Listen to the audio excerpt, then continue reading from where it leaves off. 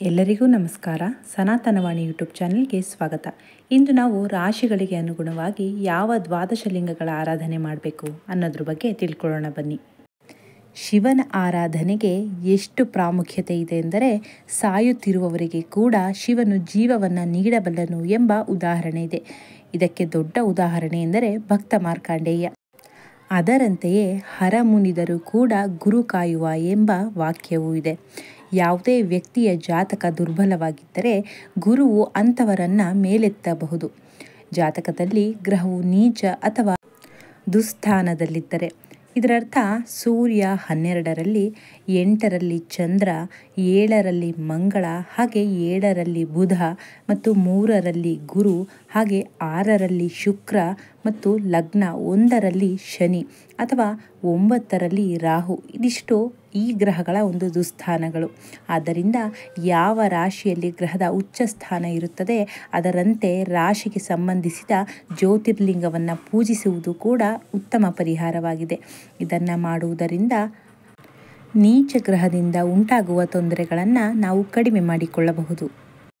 ಹಾಗಿದ್ದರೆ ಈ 12 ರಾಶಿಗಳು ಕೂಡ ಯಾವ ಒಂದು ಜ್ಯೋತಿರ್ಲಿಂಗದ ಆರಾಧನೆ ಮಾಡಬೇಕು ಅಂತ ನೋಡೋಣ. ಮೊದಲಿಗೆ ಮೇಷರಾಶಿಯವರು ರಾಮೇಶ್ವರವನ್ನು ಆರಾಧನೆ ಮಾಡಬೇಕು. ರಾಮೇಶ್ವರಂ ಈ ಜ್ಯೋತಿರ್ಲಿಂಗವನ್ನು ರಾಮನು ಸ್ಥಾಪಿಸಿದನು. ಮೇಷರಾಶಿಯಲ್ಲಿ ಸೂರ್ಯನು ಉಚ್ಚನಾಗಿರ್ತಾನೆ. ಸೂರ್ಯನ ಸಂಪೂರ್ಣ ಫಲ ಸಿಗಲು ಜ್ಯೋತಿರ್ಲಿಂಗದ ಈ ಲಿಂಗವನ್ನು ಆರಾಧನೆ ಮಾಡಬೇಕು. ಇದು ಅಗ್ನಿತತ್ವವನ್ನು ಪ್ರತಿನಿಧಿಸುತ್ತದೆ. ಇನ್ನು ವೃಷಭ ರಾಶಿಯವರು ಸೋಮನಾಥನನ್ನು ಆರಾಧನೆ ಮಾಡಬೇಕು. ಸೋಮನಾಥ ಈ ಜ್ಯೋತಿರ್ಲಿಂಗವನ್ನು ಶ್ರೀಕೃಷ್ಣನೇ ಸ್ಥಾಪಿಸಿದನು. ಶ್ರೀಕೃಷ್ಣನ ಲಗ್ನವೂ ಕೂಡ ವೃಷಭ ಲಗ್ನ. ಹಾಗೆ ನಕ್ಷತ್ರ ಬಂದು ರೋಹಿಣಿ ನಕ್ಷತ್ರ ಮತ್ತು ರಾಶಿ ಏನಿದೆ ಅದು ಕೂಡ ವೃಷಭ. ಜೊತೆಗೆ ಚಂದ್ರ ವೃಷಭದಲ್ಲಿ ಉಚ್ಚನಾಗಿರ್ತಾನೆ. ಹಾಗಾಗಿ ವೃಷಭ ರಾಶಿಯವರು ಈ ಸೋಮನಾಥನ ಆರಾಧನೆಯನ್ನು ಮಾಡಬೇಕು. ಇನ್ನು ಮಿಥುನ ರಾಶಿಯವರು, ಮಿಥುನದರವರು ನಾಗೇಶ್ವರನನ್ನು ಒಂದು ಆರಾಧನೆ ಮಾಡಬೇಕು. ಈ ನಾಗೇಶ್ವರ ಈ ಜ್ಯೋತಿರ್ಲಿಂಗವು ರಾಹುವಿನ ಅಂದರೆ ಈ ಹಾವಿನ ಉದಾತ್ತತೆಯನ್ನು ತೋರಿಸುತ್ತದೆ. ಮಿಥುನದಲ್ಲಿ ರಾಹು ಉಚ್ಚನಾಗಿರ್ತಾನೆ. ಹಾಗಾಗಿ ಮಿಥುನ ರಾಶಿಯವರು ಈ ರಾಹುವಿಗೆ ಸಂಬಂಧಪಟ್ಟಂತಹ ಒಂದು ನಾಗೇಶ್ವರದ ಜ್ಯೋತಿರ್ಲಿಂಗವನ್ನು ಆರಾಧನೆ ಮಾಡಬೇಕು.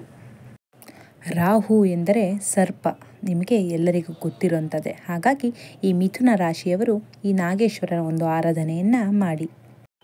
ಈ ಕರ್ಕ ರಾಶಿಯವರು ಅಥವಾ ಕರ್ಕಾಟಕ ರಾಶಿಯವರು ಓಂಕಾರೇಶ್ವರನ ಒಂದು ಆರಾಧನೆಯನ್ನು ಮಾಡಬೇಕು. ಈ ಓಂಕಾರೇಶ್ವರ ಜ್ಯೋತಿರ್ಲಿಂಗವು ದಕ್ಷಿಣಾಮೂರ್ತಿಯನ್ನು ಸೂಚಿಸುತ್ತದೆ ಮತ್ತು ಅತ್ಯಂತ ಉಜ್ವಲವಾದ ಓಂ ಅಕ್ಷರವನ್ನು ಸಂಕೇತಿಸುತ್ತದೆ. ಗುರುವು ಸ್ವಯಂ ಜ್ಞಾನ ಮತ್ತು ಬುದ್ಧಿವಂತಿಕೆ ಗುಣಗಳನ್ನು ಪ್ರತಿನಿಧಿಸುತ್ತಾನೆ. ಗುರುವು ಕರ್ಕದಲ್ಲಿ ಉಚ್ಚನಾಗಿರ್ತಾನೆ.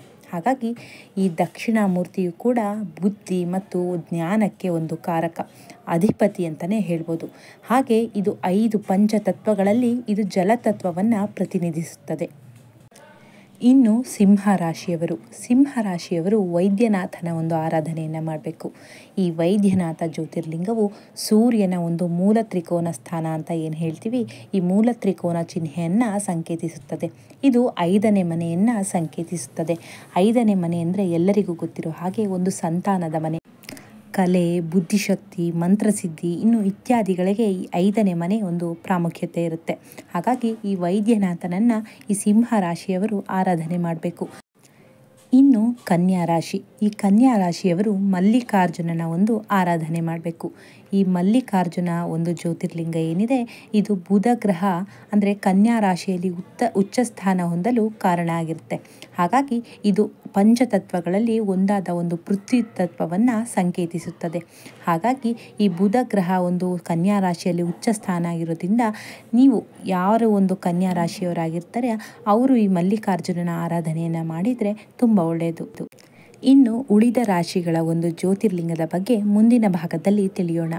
ಈ ಮಾಹಿತಿ ಇಷ್ಟ ಆಗಿದ್ರೆ ದಯವಿಟ್ಟು ಚಾನೆಲ್ನ ಸಬ್ಸ್ಕ್ರೈಬ್ ಮಾಡಿ, ಹಾಗೆ ಲೈಕ್ ಮಾಡಿ. ಧನ್ಯವಾದಗಳು.